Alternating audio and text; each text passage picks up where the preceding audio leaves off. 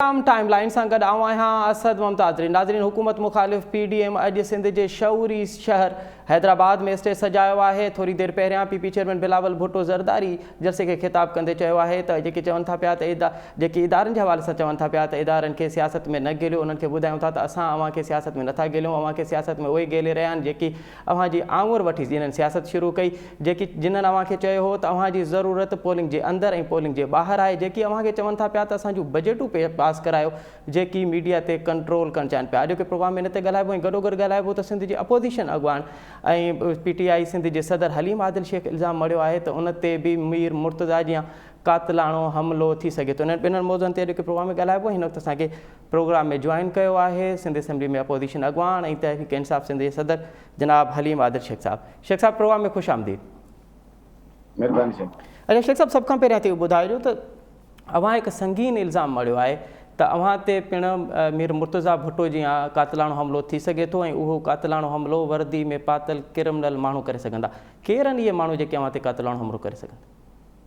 ॻाल्हि इहा त मां को अनहोनी ॻाल्हि न कई आहे, मां उहा ई ॻाल्हि कई आहे जेको हिते सिंध में थींदो रहियो आहे। ऐं जेको मीर मुर्तज़ा जेकी मां ॻाल्हि कई आहे उन में वज़ीर आज़म साहिबा संदसि भेण शहीद राणी हुई मोहतरमा बेनज़ीर भुट्टो साहिबा ऐं हेठि अब्दुल्ला शाह साहब वज़ीर आला हूंदो हो। ऐं हुन वक़्त में मीर मोहम्मद शेख साहब बाक़ाइदा वज़ीर बेनज़ीर भुट्टो साहिबा मीर मोहम्मद शेख एडवोकेट जनरल उन कमेटी ठाही। तो मीर मोहम्मद शेख साहब उन में रिपोर्ट में रिपोर्ट जेकी तयारु कई उन में अब्दुल्ला शाह साहब ऐं इन पुलिस वारनि खे उन्हनि ज़िम्मेवार करार ॾिनो हो। मूंखे इहो शक हक़ीक़त में इन बदिलजी वियो। हिकिड़ो त जेको इहो मूंसां मुंहिंजी आवाज़ बंदि करणु चाहिनि था, मुंहिंजे ख़िलाफ़ मुंहिंजे फैमिली जे ख़िलाफ़ इंतकामी कार्रवाइयूं कनि था। इशू छा आहे? मुंहिंजो को ज़ाती जहिड़ो त कोन्हे। मुंहिंजो साईं सां को मुराद अली शाह साहब जो न को ज़मीन जो जहिड़ो, न को हल्के जो जहिड़ो, न कंहिंजो जहिड़ो, पर छा आहे त मां वाइखो कंदो आहियां ग्राउंड ते वञी। ॿिया असांजा दोस्त कंदा आहिनि असैम्बली में हेॾे होॾे, पर मां ग्राउंड ते वेंदो आहियां। मुंहिंजो राब्तो आहे सॼे सिंध में। किथे को मसइलो हूंदो आहे, मां जेकॾहिं न बि पहुचां त माण्हू चवंदा हलीम आदिल छो न आयो, हलीम आदिल छो न आयो। मां थर बि वेंदो आहियां, लाड़काणे बि वेंदो आहियां, ख़ैरपुर। हाणे ॾिसो त ख़ैरपुर में वीचारो घोट मरी वियो, मां होॾे पहुतो थाणे में, मां उहा सुजावल में वाक़ियो थिए, हर जॻह मां वेंदो आहियां। इन्हनि खे लॻो त मां ॾुखियो पवंदुसि। इन्हनि विच में हिकिड़ो अॻु में बि हिकिड़ो अटैक करायो कुंडरी में, तव्हांखे यादि आहे, फायरिंग कई अला साईं बचायो। हाणे ॻाल्हि इहा त मां इन करे टियों ॾींहुं जॾहिं इहा उते विया फार्म ते मुंहिंजे भाउ ऐं मुंहिंजे कज़न ते, उते वञी ख़बर पई। हिकिड़ो त ॾिसो अॻु में हले पियो ऑपरेशन, ठीकु आहे, ऑपरेशन जे अगेंस्ट उहो विया तारिक साहब अलीम साहब जेके असली मुंहिंजो भाउ ऐं कज़न, उहो कोर्ट हलिया विया।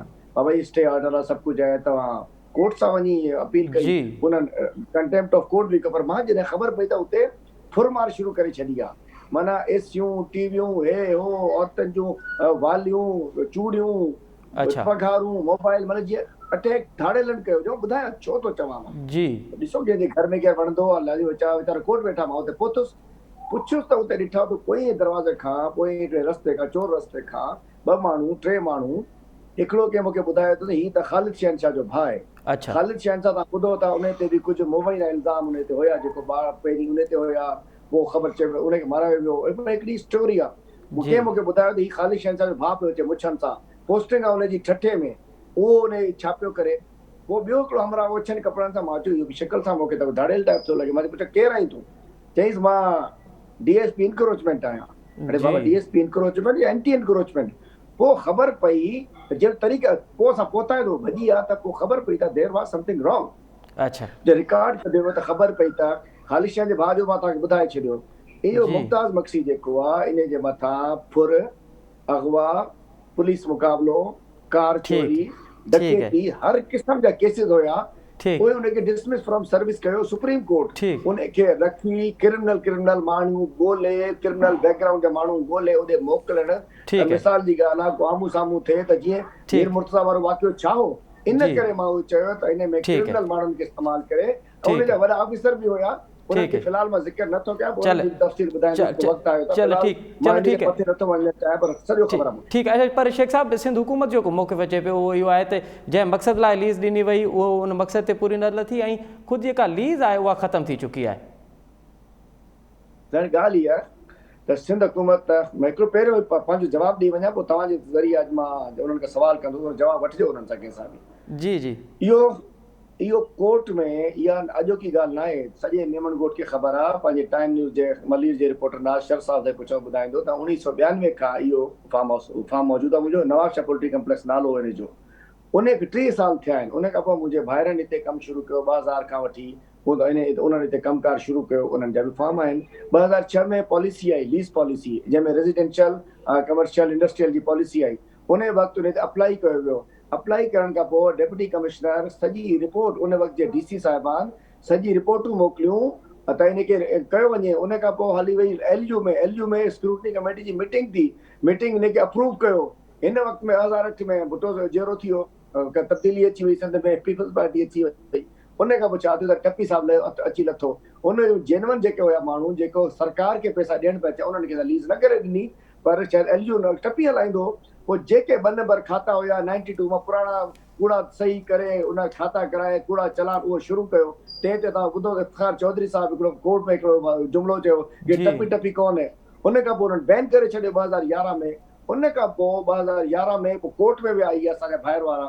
उते DC जे सिंध हुकूमत जे कंसेंट सां ऑर्डर निकितो त ठीकु आहे, जॾहिं बि इहा लीज़ खुलंदी त असां हिन खे। हिकिड़ो त इहो आहे, बाक़ी उते मालिकाना ज़मीनूं बि आहिनि, 99 ज़मीनूं बि आहिनि। बाक़ी तव्हांखे ॿुधायांव, नालो नथो वठणु चाहियां।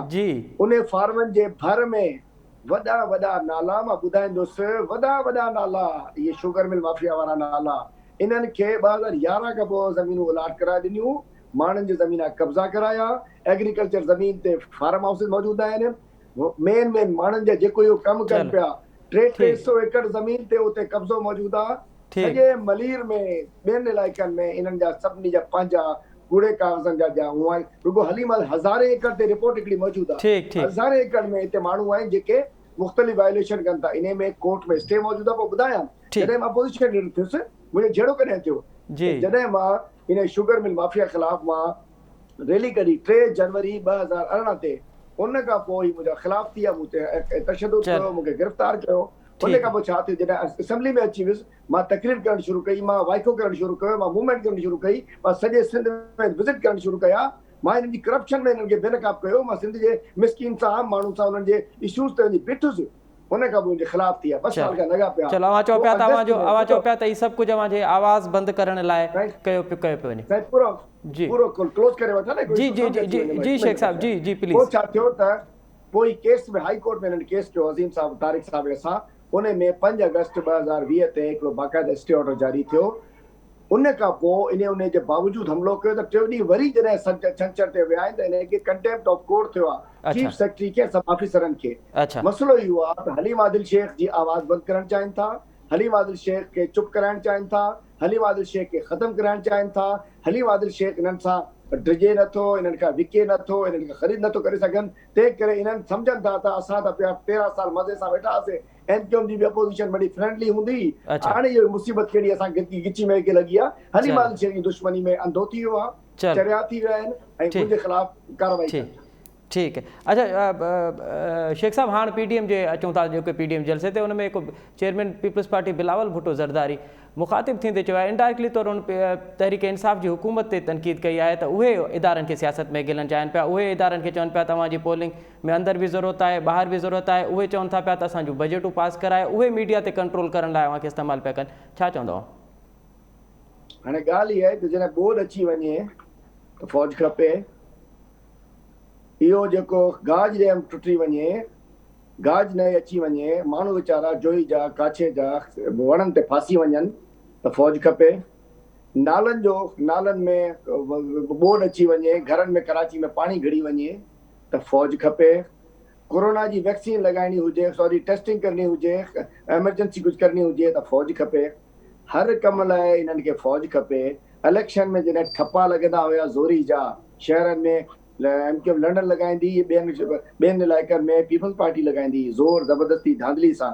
जेकॾहिं फ़ौज अचे ऐं ईमानदारी सां फेयर फ्री ट्रांसपेरेंट इलेक्शन कराए, उते हिननि खे तकलीफ़ आहे।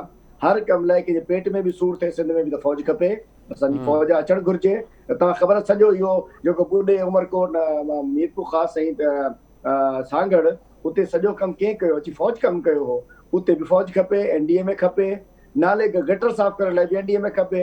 बाक़ी जेकॾहिं इलेक्शन ईमानदारी सां करण लाइ असां चऊं था त फ़ौज जी निगरानी में थिए, हिन खे तकलीफ़ आहे, इन्हनि जी चोरी पकड़जी वेंदी। बाक़ी इन्हनि पाण, मां ॿुधायां, PDM इहो हिकिड़ा आहिनि।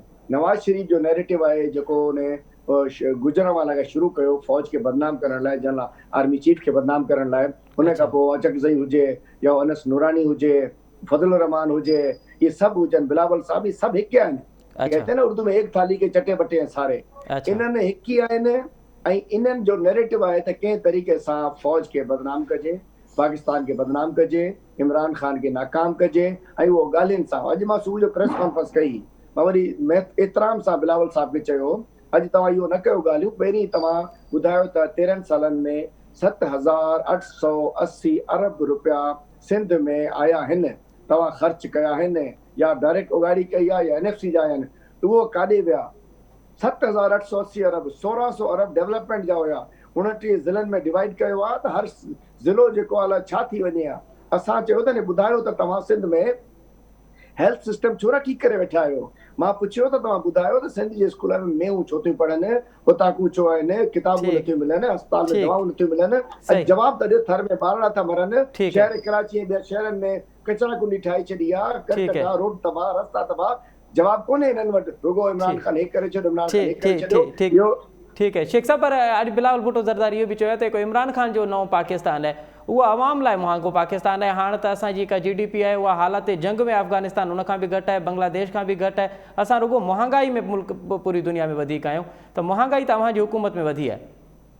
साईं, ॻाल्हि पुछां थो साईं सां, जॾहिं सिंध में 1200 जी बोरी हूंदी आहे अटे जी, पंजाब में 850 जी हूंदी आहे, ज़िम्मेवार केरु आहे? सिंध में 19 अरब जी अन मुराद अली शाह साहब हिन जी कंपनी खपाए छॾियो, ज़िम्मेवार केरु आहे? सिंध में जेको आहे महांगाई ते कंट्रोल नथा कनि, ज़िम्मेवार केरु आहे? सिंध जे करप्शन जे करे सिंध जा माण्हू पिया भोगनि, ज़िम्मेवार केरु आहे? मूंखे ॿुधायो न, पंजाब में 850 जी बोरी ऐं सिंध में 1250 जी बोरी, त ज़िम्मेवार केरु आहे? सिंध गवर्नमेंट आहे न हिन जी। मां सम्झां थो त इहा महांगाई इन्हनि जा, जेको हिन जो चाचो नवाज़ शरीफ़, हिननि जी पंहिंजी गवर्नमेंट जी पैदावार आहे। ऐं रुगो हाणे इकट्ठा थियनि पंहिंजे NRO लाइ, पंहिंजी जान छॾाइण लाइ, पंहिंजी जान बचाइण लाइ, पंहिंजी चोरी उकलाइण लाइ, पंहिंजी केसनि जा ख़तमु करण लाइ, पंहिंजी ज़मानतूं कराइण लाइ इन करे इकट्ठा थियनि। इमरान ख़ान चयो आहे त इंशाल्लाह मुल्क बि अॻिते वेंदो, चोरनि खां बि हिसाब वठिबो, इन्हनि सां बि हिसाब तव्हां ॾिसो त सही। ऐं ॿी हिननि जेको अॼु तव्हां ॾिसो था इहे वीडियोस हलनि पियूं, शर्म अचणु घुरिजे असां सभु सियासतदाननि खे। असां चऊं था त बाबा गुझो बैलेट हुजे, छो गुझो बैलेट हुजे? ओपन थियणु घुरिजे। गुझो हूंदो आहे त ईअं हल थींदो आहे कमु, गुझो हूंदो आहे त हुन में चोरी थींदी आहे, गुझो हूंदो आहे त हुन में तबाही थींदी आहे, गुझो हूंदो आहे त ख़रीदारी थींदी आहे। छो था गुझो करणु चाहिनि? सिधो करनि न। ठीक है। अच्छा, पर शेख साहब इहा भी हकीकत है तो 3 साल ताईं हिन वक्त ताईं अवां जी हुकूमत रही है, असल में कंहिं इदारे में असांखे बेहतरी थींदे नज़र न पई अचे। तेल महांगो थी वियो आहे, डॉलर जी क़ीमत वधी वई है, आम आदमी आम माण्हू जेका ज़िंदगी आहे उन ते तमामु घणा असर थिया आहिनि। महांगाई त कम अज़ कम तव्हां वञो त तव्हांजी हुकूमत में महांगाई वधी आहे। ऐं ॻाल्हि इहा त तेल जॾहिं महांगो थींदो आहे, जॾहिं पूरी दुनिया में महांगो थींदो आहे, जॾहिं उन वक़्तु पाकिस्तान में महांगो थींदो आहे, उन रेशियो जे हिसाब सां जेको 2018 जी जनवरी में हुई उन खां घटि रेशियो वक़्तु महांगाई जो आहे। ॻाल्हि इहा महांगाई हिकिड़ो परसेप्शन ठाहे छॾी आहे, हुल करे छॾियो आहे। पाकिस्तान में रिज़ल्ट सुठा थिया आहिनि। ॾिसो, पाकिस्तान खे पहिरीं ठाहिणो आहे, मुल्क खे ठीकु करिणो आहे, एक्सपोर्ट्स वधाइणो आहिनि, रिज़र्व वधाइणा आहिनि, पंहिंजा जेके आहिनि इकोनॉमी खे सॼी खे ठीकु करिणो आहे। उन खां पोइ मुल्क बि ठीकु थींदो। असां चओ था डॉलर वधी वियो, लाज़मी अॻु में डॉलर खे ज़बरदस्ती रखे हिननि सॼो निज़ाम तबाह कराए छॾियो। इम्पोर्ट पंहिंजी टोटल इम्पोर्ट ते डिपेंडेंट थी आहे, एक्सपोर्ट ख़तमु करे छॾी। हीअं मुल्क कोन हले आहे, मुल्क दिवालो थी वञे आहे। जे असांखे ॾेई विया, जेकॾहिं टैकल न कयो त मुल्क दिवालो थी वञे आहे। मां सम्झां थो त असांजी गवर्नमेंट जी डायरेक्शन ठीकु आहे, असांजी गवर्नमेंट ठीकु पई हले ऐं इंशाल्लाह शयूं बहितर तरह वञनि। अच्छा, पर शेख साहब अवां वीडियो जी ॻाल्हि कई त इहो जंहिं हिन वीडियो में को पैसा वठे थो पियो, उहो अवां जी KPK जी कैबिनेट में मिनिस्टर आहे, न सिर्फ़ु मिनिस्टर आहे बल्कि लॉ मिनिस्टर बि आहे। ऐं हिन वक़्तु अॻु अपोज़िशन चए थी पई त हिन वक़्तु छाकाणि त तव्हांखे तमामु वॾो ख़दशो आहे, तव्हांजे अंदरि हिकु बाग़ी ग्रुप आहे जेको बग़ावत करे सघे थो पियो, उनखे रोकण लाइ अवां शो ऑफ हैंड्स जो इहो ड्रामो कयो था। ॻाल्हि इहा आहे त लॉ मिनिस्टर जे ख़िलाफ़ कार्रवाई जो ऑर्डर्स थी चुका आहिनि ऐं इंशाल्लाह I will not be the law minister of KP। ऐं केॾी शर्म जी ॻाल्हि आहे त हीअ ख़रीदार पीपल्स पार्टी हुआ, पैसा पीपल्स पार्टी ॾे पई। कंहिंजा पैसा हुया? या असांजे रत जा पैसा हुया, असांजे स्कूल जा पैसा हुया, असांजी किताबनि जा पैसा हुया, असांजी एम्बुलेंस जा पैसा हुया, असांजी रोडनि जा पैसा हुया। कहिड़ा इहे नोट हेॾारा ॾिसो था न, पीपल्स पार्टी ॾिना आहिनि। पीपल्स पार्टी सिंध जो रत चूसे उते वञी उन पैसा इकट्ठा करे केपी में 2 सेनेटर कराया आहिनि. इन्हनि जे घणा पैसा अची विया? कंहिंजा पैसा? इहे उहे पैसा आहिनि जेको आम माण्हू खे न मिलंदा आहिनि. आम माण्हू खे कुझु न मिलंदो. हॉस्पिटल वञे दवा जी टिकी कोन मिलंदी आहे, स्कूलनि में किताबूं न मिलंदियूं आहिनि, का शइ फैसिलिटी कोन्हे, को नौकिरी कोन्हे. सिंध में 13 साल थिया आहिनि. इहो सिंध में करप्शन सां कयल पैसे सां हिननि ख़रीदारी कई. हाणे बि इहो ख़रीदारी करणु चाहिनि था. जेकॾहिं इमरान ख़ान चवे थो त ठीकु आहे बाबा ओपन बैलेट कयो, जेको को चोरी न थी, चवंदा न चोरी छो न थिए, चोरी छो न थिए. माण्हू चयो बाबा सिधो थियो. इन में मां बि सॼी सिंधी क़ौम खे चवां थो सुञाणे हिननि खे. इहे दाड़ेल आहिनि, इहे वोट चोर आहिनि, इहे मैंडेट चोर कनि था, इहे हॉर्स ट्रेडिंग कनि था, इहे गॾिया ट्रेडिंग कनि था. इन्हनि खे सुञाणो. असां चाहियूं था त सियासत में ईमानदारी हुजे ऐं हिकिड़ो उसूली हुजे. ठीकु आहे. शेख साहिबु, छा सिंध असेंबली में बि हिन दफ़े का सेनेट जी इलेक्शन थींदी? हुन में असांखे ख़दशा आहिनि त PTI ऐं ॿिया अपोज़िशन पार्टियूं आहिनि, उन्हनि जे मेंबरनि खे ख़रीदियो वेंदो ऐं ॻाल्हियूं हिन वक़्त ताईं हलनि थियूं पियूं हुन हवाले सां? ऐं जेको ट्रैक रिकॉर्ड रहियो आहे पीपल्स पार्टी जो, इहे ख़रीद फरोख्त जी कोशिशि कंदा, पर इंशाअल्लाह अपोज़िशन जो हिकिड़ो मेंबर बि काॾे कोन वेंदो. ऐं मां सम्झां थो त हीअ कोशिशि ज़रूरु कंदा. हिकिड़ी गैर इंसानी हरकत कंदा, गैर मयारी हरकत कंदा. वॾी महिरबानी अली मादर शेख साहब, अपोज़िशन लीडर सिंध असेंबली ऐं तहरीक इंसाफ़ सिंध जो सदर. जनाब नाज़रीन, अवां अली मादर शेख साहब जो मौक़िफ़ ॿुधो. उन जेको इल्ज़ाम मड़ियो आहे त उन ते कातिलाणो हमिलो थी सघे थो ऐं अॼोके PDM जे हवाले सां हुन पंहिंजी पार्टी जो ऐं पंहिंजो तफ़सीली मौक़िफ़ वरितो. हिते वठूं था नंढी साई ऐं साई खां पोइ प्रोग्राम में ॿीहर हाज़िर. नाज़रीन, प्रोग्राम हिकु दफ़ो ॿीहर अव्हांखे भलीकार हुकूमत मुख़ालिफ़ PDM जी तहरीक अॼु सिंध जे सियासी शोर रखंदड़ हैदराबाद जे शहर में स्टेज सजायो वियो आहे. हिकु दफ़ो ॿीहर PDM जी क़यादत हुकूमत ते सख़्तु तनक़ीद कई आहे. बिलावल भुट्टो ज़रदारी चयो आहे त इमरान ख़ान जो नओं पाकिस्तान अवाम लाइ तमामु घणो महांगो पाकिस्तान साबित थियो आहे. पाकिस्तान जी अधु आबादी इमरान ख़ान जी नाक़स पॉलिसियुनि जे करे ग़िज़ाई किलत खे मुंहुं ॾेई रही आहे. जेके प्रोग्राम में हिन ते ॻाल्हाईंदासीं त PDM जी क़यादत मार्च में हर सूरत मार्च थियण जो बि ऐलान कयो आहे. ऐं ॿिए तरफ़ ॻाल्हाईंदासीं त अॼु हिकिड़ी वीडियो वायरल थी आहे जंहिंमें ॾेखारियो पियो वञे त KPK में कंहिं उन वक़्त जा MPs कीअं ख़रीद पिया कया वञनि ऐं उन्हनि खे कंहिं उन्हनि खे जेका कैश रक़म आहे उहा कीअं पई ॾिनी वञे. ॿिए पासे सेनेट जी चूंडूं थियणियूं आहिनि ऐं जेको हॉर्स ट्रेडिंग वारो अमल आहे इहो आख़िर पाकिस्तान में कॾहिं रुकंदो? इन्हनि ॿिन्हिनि मौज़ुअनि ते ॻाल्हाइबो. हिन वक़्तु असांखे प्रोग्राम में जॉइन कयो आहे मुल्क जे नाले वारनि तजिया निगारनि ऐं कॉलमिस्ट जनाब मियाँ ताहिर साहब, उन सां गॾोगॾु सलमान आबिद साहब ऐं उन सां गॾोगॾु हूंदो इफ्तिखार अहमद साहब. अच्छा मियाँ ताहिर साहब, आपसे प्रोग्राम का आगाज़ करते हैं कि PDM की क़यादत ने शुरू में ये कहा था कि ये हुकूमत नाजायज़ है, सिलेक्टेड है, धांधली ज़्यादा है, उनका ये नैरेटिव रहा. और आज के जलसे में हमें नज़र आया कि वो फ़कत और फ़कत महंगाई पे उन्होंने फोकस किया है कि महंगाई इस इमरान खान की हुकूमत की वजह से महंगाई मुल्क में बढ़ी है. GDP जो है हमारी वो अफ़गानिस्तान और बांग्लादेश से भी कम हो गई है. आधी आबादी जो है वो ग़िज़ाई किल्लत का सामना है. तो आप ये समझते हैं कि ये नैरेटिव चेंज कैसे होगा? नहीं, नैरेटिव तो नहीं चेंज हुआ. मैंने तो जलसा सुना है सारा. बिलावल भुट्टो ज़रदारी ने भी जो हालिया प्रेस कॉन्फ्रेंस जो DGI-SPR का आया है अफवाज पाकिस्तान की तरफ से, उस पर बड़ी खुल के बात की है. और मौलाना फजल रहमान ने भी की है और शाहिद खाकान अब्बासी ने भी की है. और उनका नैरेटिव वही है. बिल्कुल महंगाई तो जाहिर है कि महंगाई तो इस वक्त सबसे बड़ा मसला है. और मैं आपको बताऊं कि यही तो इस वक्त सारी गेम चली जा रही है कि महंगाई हो, प्राइसेस ज़्यादा हों और लोगों के लिए बिजली के बिल ज़्यादा हों, गैस और खाने पीने की चीज़ों की कीमतें पहुंच से दूर हो जाएं, लोगों का जीना मुश्किल हो जाए जी. ये इससे तवज्जो हटाने के लिए ही तो सब कुछ हो रहा है. और आज की जो वीडियो हुई है वो भी इसका ही एक हिस्सा है. तो लिहाजा मैं नहीं समझता कि एक तो पहली बात तो ये है कि कोई बयानिया चेंज नहीं हुआ. दूसरी बात ये है कि महंगाई की बात होनी चाहिए और सबसे ज्यादा जोरदार तरीके से होनी चाहिए. ये अब हर बंदे को इसकी हरारत पहुंच रही है, इसकी जो तकलीफ है उसको गुजरना पड़ रहा है. तो बयानिया भी चेंज नहीं हुआ और महंगाई की बात जो है वो बबांगे दोहल होनी चाहिए. लोगों को इसका एहसास दिलाया जाना चाहिए कि ये महंगाई जो है ये हुकूमत की तरफ से की गई है, हुकूमत की पॉलिसीज की वजह से है. ये कोई खुदकार अमल नहीं है, ये कोई आसमानी आफत नहीं है, ये कोई जमीन से फूटने वाली वबा नहीं है.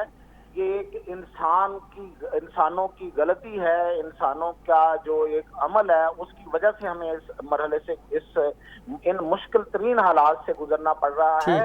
آپ دیکھیں ایک انڈیکس اسپیکٹرم انڈیکس جاری ہوا ہے جس کے مطابق پاکستان کی جو کرنسی ہے وہ تمام ممالک خطے کے اور بڑے ممالک دونوں ہر لحاظ سے دیکھا جائے تو اس سے ڈاؤن جا رہی ہے. سب کی کرنسی جو ہے وہ بہتر جا رہی ہے. بالکل بالکل. اس پہ تو سب سے زیادہ بات ہونی چاہیے. اچھا اس پہ سب سے زیادہ بات ہونی چاہیے کیونکہ یہ عوامی مسئلہ ہے اور عوام کو زیادہ اٹریکٹ بھی کرے گا. اچھا سلمان عابد صاحب، آج بلاول بھٹو زرداری نے جواب دیا ہے کل والے D G I S P R کے پریس کانفرنس میں، جس میں انہوں نے کہا تھا کہ ہمیں سیاست میں نہ گھسیٹا جائے. تو اس میں بلاول بھٹو زرداری نے تفصیلی بیان دیا ہے کہ ہم آپ کو سیاست میں نہیں لا رہے، آپ کو سیاست میں وہ لا رہے ہیں جو آپ کی انگلی پکڑ کے جنہوں نے سیاست شروع کی. آپ کو سیاست میں وہ لا رہے ہیں جو کہہ رہے تھے کہ آپ کی ضرورت پولنگ کے اندر بھی ہے، پولنگ کے باہر بھی ہے. آپ کو وہ سیاست میں لا رہے ہیں جو کہہ رہے ہیں کہ ہماری بجٹیں پاس کرائیں، اور آپ کو وہ سیاست میں لا رہے ہیں جو میڈیا کو کنٹرول کرنا چاہتے ہیں. تو کیسے دیکھ رہے ہیں آپ بلاول بھٹو زرداری کے اس نیریٹو کو؟ دیکھیے، پہلی بات تو یہ میں ذرا میاں صاحب نے جو بات کی ہے کہ جی کوئی بیانیہ تبدیل نہیں ہوا. دیکھیے پیپلز پارٹی نے تو اور پی ایم ایل این نے اور جے یو آئی نے تو کہا تھا کہ ہم اس ناجائز حکومت کو تسلیم ہی نہیں کرتے. یعنی یہ پارلیمنٹ بھی جعلی ہے، یہ حکومت بھی جعلی ہے، اور اس کا مینڈیٹ بھی جعلی ہے. اب پیپلز پارٹی کو نیا بشدان آیا ہے اور کہا کہ ہم تحریک عدم اعتماد پیش کرنا چاہتے ہیں. یعنی پارلیمنٹ بھی موجود رہے، حکومت بھی موجود رہے، صرف پرائم منسٹر تبدیل ہو جائے. اب آپ بتائیے کہ یہ بیانیہ تبدیل ہوا ہے یا نہیں ہوا؟ مجھے تو سمجھ آتی ہے کہ بیانیہ تبدیل ہو گیا ہے، کیونکہ آپ صرف وزیر اعظم کی تبدیلی چاہتی ہے پیپلز پارٹی نا، پارلیمنٹ کو رکھنا چاہتی ہے. حکومت کو وہ کہتی ہے کہ اپنا قائد ایوان جو ہے وہ تبدیل کر دے، حکومت بھی رہے اور ساتھ ساتھ پارلیمنٹ بھی رہے. تو بیانیہ تو تبدیل ہو گیا ہے، ایک بات. دوسری بات بتائیے کہ یہ بیانیہ تبدیل نہیں ہوا کیا جس میں مولانا فضل الرحمان نے کہا کہ ہماری تو اب اسٹیبلشمنٹ سے کوئی جنگ نہیں ہے، ہماری جنگ تو عمران خان کے ساتھ ہے، ان سے تو صرف ہمیں اختلافات رہتے ہیں. اب وہ مریم نواز شریف صاحب اور پیپلز پارٹی اور بلاول اپنا فضل الرحمان جس شدت کے ساتھ اسٹیبلشمنٹ کو تنقید کرتے تھے، آج ان کی تنقید کہاں پر ہے؟ ایک بات. دوسری بات آپ نے بلاول صاحب کے بارے میں کی ہے کہ جی آج انہوں نے آئی ایس پی آر کے بیان پہ جواب دیا ہے. بلاول صاحب سے پوچھیں نا ذرا، اپنے والد صاحب سے پوچھیں کہ وہ کیوں اسٹیبلشمنٹ سے رابطوں میں ہیں، کس بنیاد پہ انہوں نے جو صادق سنجرانی صاحب کے فارمولے میں پی ایم ایل این کے مقابلے میں اسٹیبلشمنٹ کو سپورٹ کیا تھا. کیا وجہ تھی؟ اس وقت پیپلز پارٹی اسٹیبلشمنٹ کے وکٹ کے اوپر کھیل رہی تھی. اور میں تو آپ کے پروگراموں میں پہلے بھی کہتا رہا ہوں کہ اس وقت بھی زرداری صاحب اسٹیبلشمنٹ کے ساتھ رابطوں کے اندر ہیں. یہ جو تحریک عدم اعتماد کا شوشہ چھوڑا ہے، یہ اسی لیے چھوڑا گیا ہے نا زرداری صاحب نے، بلاول نے تو نہیں چھوڑا. اچھا سلمان صاحب، اگر قطع کلامی معاف ہو تو آپ کل تو D G I S P R نے کہا تھا کہ ہمارے ساتھ کوئی رابطے میں نہیں ہے، آپ کہہ رہے ہیں کہ رابطہ ہو رہا ہے. تو آپ نہیں سمجھتے کہ D G I S P R کا جو نیریٹو ہے آپ بالکل اس کے پاکستان کی سیاست میں نہیں دیکھیں نا، میں تو آپ کو انہوں نے تو کہا کہ ہم سے کوئی رابطے میں نہیں ہے، کوئی بات چیت نہیں ہو رہی. میں ان کے کہنے کا پابند تو نہیں ہوں نا بھیا. میں تو وہ کہہ رہا ہوں کہ جو پاکستان کی سیاسی تل حقیقت ہے اس کو سمجھے. وہ تل حقیقت یہ ہے کہ پی ایم ایل این بھی رابطوں میں ہے اور پیپلز پارٹی بھی رابطوں میں ہے. اور انہی رابطوں کے چکروں میں یہ جو محمد زبیر صاحب گئے تھے وہاں نماز پڑھنے گئے تھے، مجھے بتائیے ذرا کس رابطوں کے تحت گئے تھے زبیر صاحب؟ کس نے کیوں بھیجا تھا؟ مریم نے ان کو اور نواز شریف صاحب نے کیوں بھیجا؟ اور آج وہ پی ایم ایل این کے سب سے بڑے چہیتے ہیں.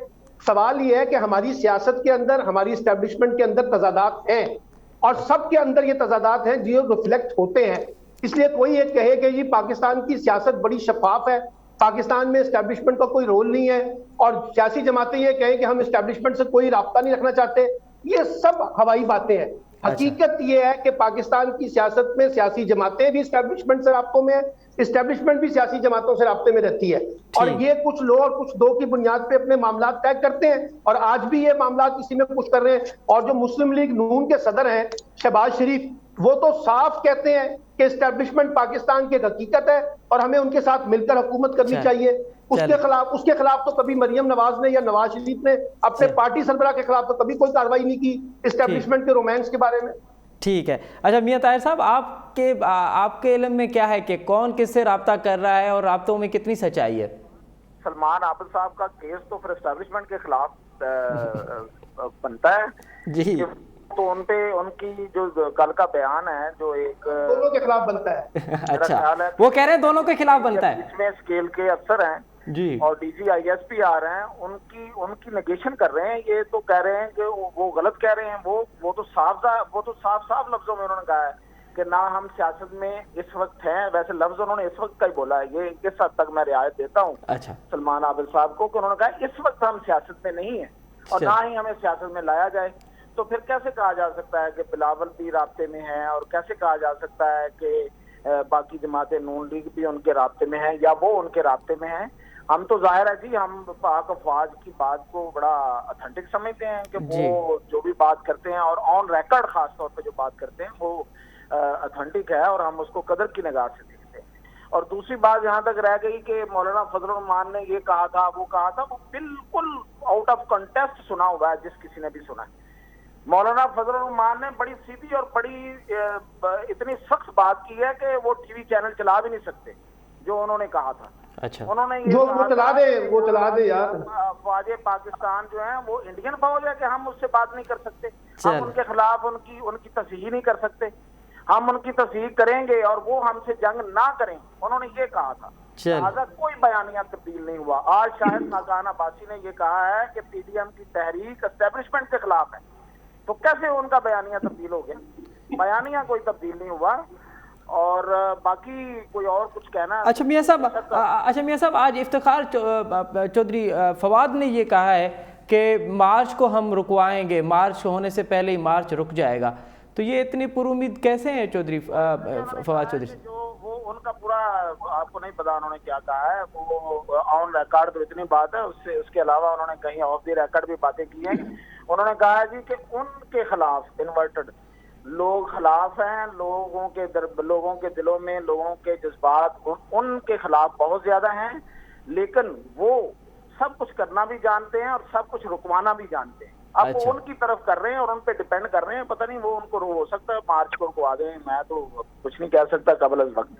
اچھا تو آپ کو کیا مارچ ہوتے ہوئے نظر آ رہا ہے یا بالکل نظر آ رہا ہے رک جائے گا مارچ؟ رکاوٹ نظر نہیں آ رہی مجھے تو. مارچ ہے, دیکھیں اگر یہ مارچ رکنا ہے ٹھیک ہے تو پھر تو پی ڈی ایم ختم ہو گئی نا, پھر تو ان کی بات صحیح ثابت ہو گئی. مجھے تو وہ نظر نہیں آ رہا. چلیں سلمان صاحب آپ کو مارچ ہوتے ہوئے نظر آ رہے ہیں؟ دیکھیے یہ میں نے پہلے بھی آپ کے پروگرام میں کہا تھا, یہ ایک دن کا مارچ ہے. اگر آپ مولانا فضل الرحمان کی اور مریم کی جو پریس بریفنگ تھی وہ سن لیں, انہوں نے اس کو مہنگائی مارچ کا نام دیا. وہ لانگ مارچ کہیں گم ہو کے رہ گیا ہے. جو کہا گیا تھا کہ ہم اسلام آباد میں اس سے پہلے نہیں اٹھیں گے جب تک کہ حکومت ختم نہیں ہو جائے گی, وہ مارچ ابھی فی الحال نہیں ہو رہا. وہ سینٹ کے انتخابات کے بعد اس کی ڈیٹ دی جائے گی, کب دی جائے گی, کیسے دی جائے گی, یہ بات کی مسئلہ ہے. ابھی جو مارچ ہو رہا ہے یہ صرف ایک دن کا مارچ ہے مہنگائی کے خلاف, جو خود پی ڈی ایم نے اعلان کیا ہے. اور میں تو آپ کے پروگراموں میں کہتا رہا ہوں کہ پیپلز پارٹی جو ہے وہ کسی ایسے لانگ مارچ کا اور کسی ایسی مہم جوئی کا حصہ نہیں بنے گی جس کا نقصان پھر اسے سندھ حکومت کو برداشت کرنا پڑے گا. صحیح. اچھا سلمان صاحب آپ کہہ رہے ہیں کہ یہ کوئی ٹیسٹ میچ نہیں ہوگا, یہ فقط ون ڈے میچ ہوگا اور ایک ہی دن میں ختم ہو جائے گا. لیکن سلمان صاحب آج ایک ویڈیو وائرل ہوئی ہے, آپ نے بھی دیکھی ہوگی, تمام میڈیا چینلز پہ وہ چلی ہے, کہ پی ٹی آئی کے اس وقت کے جو وزیر قانون ہیں کے پی کے میں, اب تو انہوں نے استعفیٰ دے دیا ہے, ان کو پیسے لیتے ہوئے نظر آ رہا ہے. آپ کیا سمجھ رہے ہیں کہ یہ ہارس ٹریڈنگ والا عمل کیسے رکے گا؟ دیکھیے پاکستان کی سیاست میں بدقسمتی سے جو سینٹ کے انتخابات میں بھی اور باقی جگہ پر بھی پیسوں کا استعمال بہت بڑھ گیا ہے. یہ مسئلہ صرف اس حکومت کا نہیں ہے. 2018 کے سینٹ کے انتخابات ہوئے, اس سے پہلے کے جو انتخابات ہوئے, ہر دفعہ سینٹ کے انتخابات میں بڑی بڑی بولیاں لگی ہیں ارکان اسمبلی کی, اور لوگوں نے اپنے ووٹ بیچے ہیں. یہ کوئی نئی بات نہیں ہے, یہ تو اسی بیانیے کو تقویت مل رہی ہے کہ پاکستان کی سیاست, پاکستان کی جمہوریت, پاکستان کی پارلیمنٹ جو ہے وہ ایسے لوگوں کے ہاتھوں میں آ گئی ہے جو پیسوں کی بنیاد پہ لوگوں کو خرید و فروخت کرتے ہیں. اس میں چاہے پی ٹی آئی کے لوگ شامل ہیں, پیپلز پارٹی کے لوگ شامل ہیں, پی ایم این کے شامل ہیں, اے این پی کے شامل ہیں, جے یو آئی کے شامل ہیں, جو بھی جماعت شامل ہے. اب وقت آ گیا کہ پاکستان میں اس قسم کی جو کرپشن بیسڈ پالیٹکس ہے اور لوگوں کی جو خرید و فروخت کا جو معاملات ہے اس کے خلاف سخت ایکشن لیا جائے. اور جن لوگوں کے یہ نام آئے ہیں, جن لوگوں کی یہ تصاویر آئی ہیں پیسے لیتے ہوئے, ان لوگوں کو تو کم از کم تا حیات پاکستان کی سیاست سے نااہل قرار دے دینا چاہیے.